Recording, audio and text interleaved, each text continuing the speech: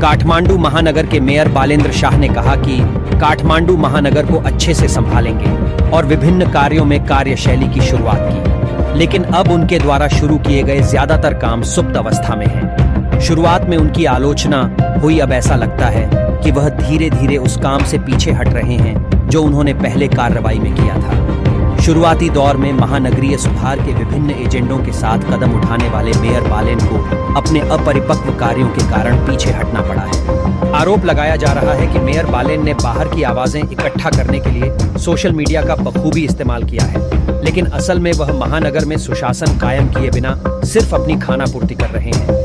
उन पर कुछ लोगों को अपने साथ लेकर कानूनी, सामाजिक और सांस्कृतिक पहलुओं को नजरअंदाज कर सस्ती लोकप्रियता के लिए काम करने का भी आरोप लगाया जा रहा है। ऐसी टिप्पणियां भी हैं कि वह अपनी कार्यशैली में अपरिपक्व हैं। उन्होंने जो कुछ कदम उठाए और जिस स्थिति में उन्हें पीछे हटना पड़ा, उससे ऐसा लगता है कि बालेन अपरिपक्व शैली में है। यह क्षेत्र है जहां मेयर बालेन को कार्रवाई करनी चाहिए और वापस आना चाहिए।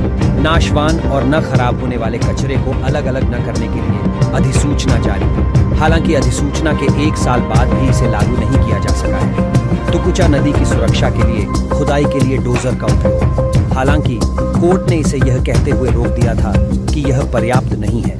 काठमांडू मेट्रोपॉलिटन वार्ड नंबर 11 में स्थित विष्णुमती तट की झुग्गियों को हटाने के लिए शहर पुलिस की सक्रियता, हालांकि लोगों को बिना विकल्प के बेघर करने की कोशिश के चौतरफा विरोध के बाद कार्रवाई वापस ले ली गई। सार्वजनिक शौचालय अनुकूल महानगर बनाने के लिए महानगर में संचालित कार्यालयों और व्यवसायों के शौचालयों का उपयोग करने के निर्देश, हालांकि कुछ दिनों की चर्चा के बाद किसी को भी शौचालय का उपयोग करने की अनुमति नहीं दी गई। व्यावसायिक भवनों में निःशुल्क पार्किंग के निर्देश, हालांकि यह कदम भी कानून के खिलाफ था और अदालत ने इसे रोक दिया था।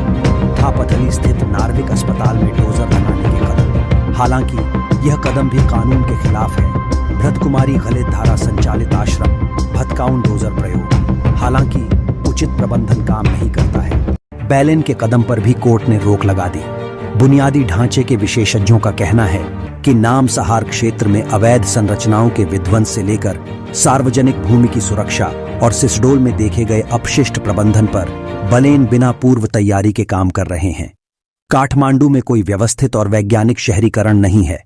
परिणाम स्वरूप विरासत शहर कंक्रीट का जंगल बन गया है। प्रदूषण, ट्रैफिक जाम, कूड़ा, पेयजल और सीवेज जैसी गंभीर समस्याओं के समाधान को लेकर महानगर कोई सकारात्मक संदेश नहीं दे पाया है। चूंकि बिना दीर्घकालिक सोच के बीना का कार्य काठमांडू को और अधिक अस्थिर बना रहा है, इसलिए महानगर के नेतृत्व के लिए वैज्ञानिक प्रबंधन के लिए नीति और संचालन शैली को समान रूप से आगे बढ़ाना आवश्यक लगता है।